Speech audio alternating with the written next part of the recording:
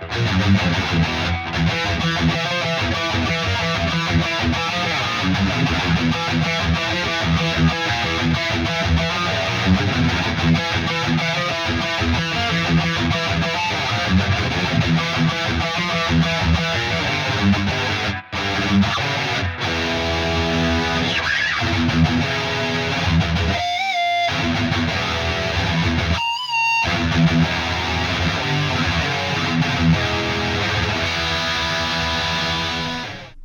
everyone, so this is like my 10th time trying to film this. I've had a lot of problems come up in the process, whether something's getting in the shot that shouldn't be, or I'm just having too much trouble talking to a camera. It's a little weird. It could take a little while to get used to.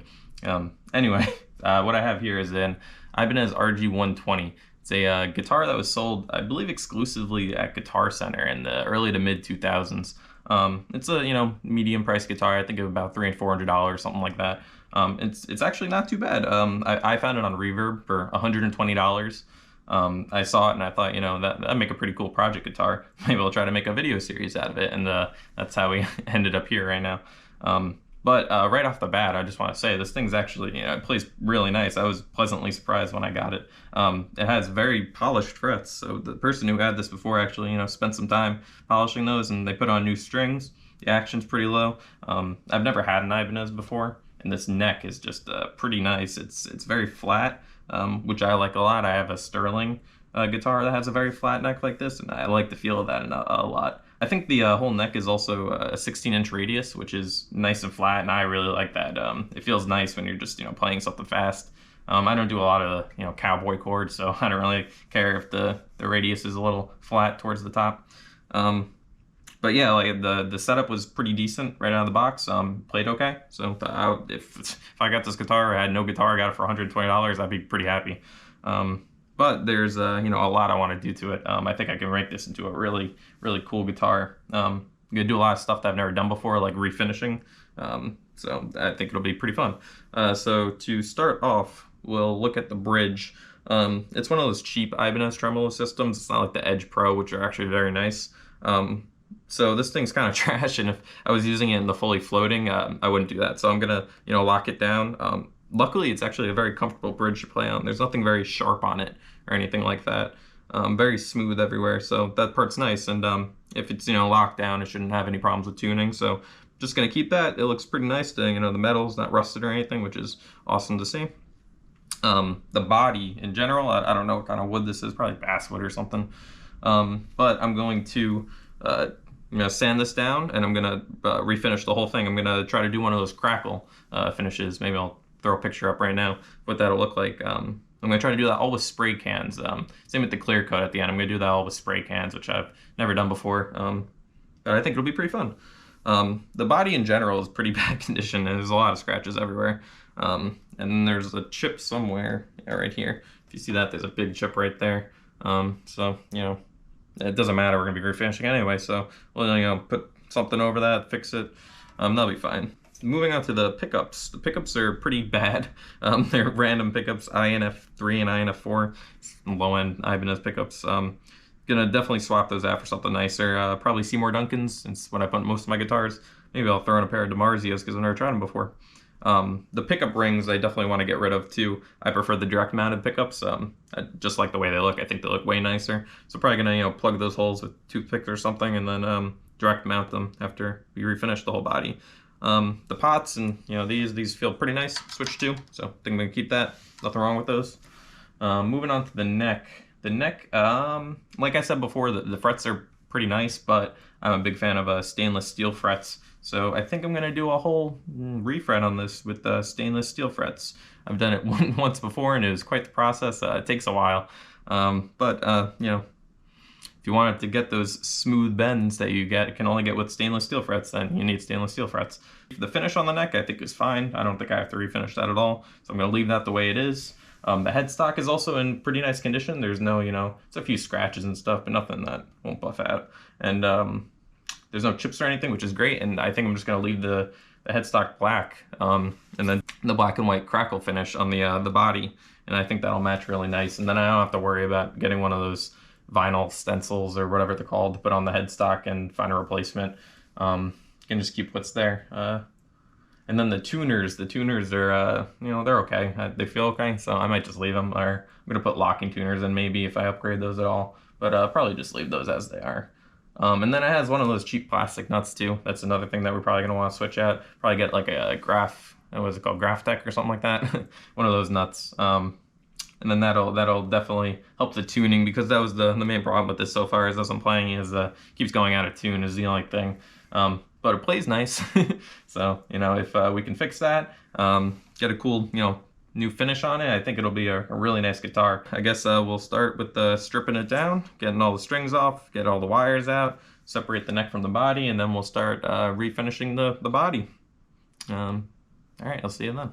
So through the power of movie magic, I'm just going to speed this up 500% so we don't have to sit here and watch me painstakingly do this at regular speed. I also just wanted to preface this by saying that this is not a tutorial. I don't claim to be an expert in anything I'm doing here. In fact, I'm probably going to do a lot of things wrong. But that's all right. It'll be fun anyway. But if you see me doing something blatantly wrong and you just have to leave a comment, please do so. I'm always wanting to learn, wanting to get better at this stuff. So if your grandfather invented the absolute best way to crown a fret in 1965, be sure to leave a comment. Also, the mods I'm doing here, they're not necessarily set in stone. So if there's anything that you think would be cool to add, please write a comment, let me know, and then maybe we'll incorporate it into this project here. So they actually, the previous owner, he glued in that block there to block the tremolo. So I might leave that because considering I'm just going to block the tremolo too, it might be helpful that it's already there. I know that there was another shim there too, because I think that block wasn't exactly the right size. So we might have to do something like that too. But it's no big deal. I think it's easier to do that than take it out. So all these wires, like I said, I'm going to put all new pickups and everything in here. So we don't need any of these wires. I guess I could reuse them for the pots and stuff, but it'll just be easier to just desolder the pots, with the wires all cut and everything, and then doing whole new wires later on. And then this this pickup switch, actually, I've never had one of those, or at least I've never taken one out. So I didn't know how to get that out because the little thing on the top is too big. But you just have to pull on it pretty hard, and then it comes right off. And then the rest of it comes out pretty easily. And then we're gonna move on to the pickups after that. And like I was saying earlier, I don't want those. I hate the look of those pickup rings, or just pickup rings in general. Most guitars, I think, look very bad. It's always old plastic on like a really nice finish, and it just doesn't look right. I think I like the direct mounted pickups more.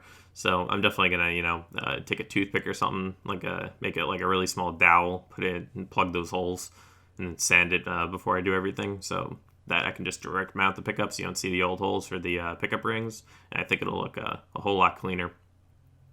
I'm also taking the studs out of the bridge. I don't want to leave those in there and get paint all over them. Another thing that was in this guitar, I actually show it right here. It says inspected by 3. I thought that was pretty funny. Like, that's not even a name or anything. So you can see the fingerboard here. It looks really nice. The rosewood. It's actually nicer than most of my other guitars. I only have, I think, one other guitar with rosewood, but this one, it definitely looks a lot nicer. I wanted to start the actual finish today, but UPS decided that they didn't want to mail my package in the middle of a blizzard, which I guess makes sense. They don't want to risk their lives over some crackle paint. I guess that makes sense. No, it's obviously no big deal, but yeah, this was weird too. You can see the screws there for the input jack. One was like significantly longer than the other one. It was like 3 times the length. So I don't know what was going on there. And taking out the screws there for the strap. And I think that's all the screws on there. So looking pretty clean. Not a lot of damage, which is awesome. Even though it doesn't really matter because we're refinishing it anyway. I'm just taking these off because I guess you don't necessarily have to take them off when you do a refret, but I think they kind of get in the way if you leave them on. It makes it a lot more difficult. And you want the neck to be as stable as possible for certain parts of a refret. So having those on can make it wobble or something if you have it on a table. So it's just easier to take it off. And maybe if we polish the existing finish on there, we can make it look really nice too. And those are actually also staggered, which is what I was showing there. And they have little numbers on them that show you the order to put them in. So you don't need like a tree, those little posts on the top, I forget what they're called, little tree things that you put the strings in. You won't need those if you have those staggered tuners, but I might replace those too. So if I do replace them, I got to find a pair that are also staggered, because I don't want to have to put those things in. So as you can, if you notice, I've been trying to organize it as I've gone through the process here.